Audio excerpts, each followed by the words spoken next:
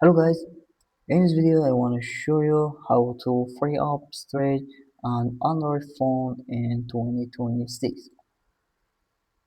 Okay, first open setting, after tap storage. Now check what is using your storage. Delete files and apps you don't need. You can also clear up cache very easy.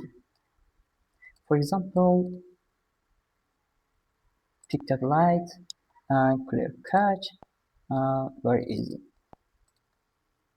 That's it. You now have more free space. If you have any question, please comment video, like the video, subscribe.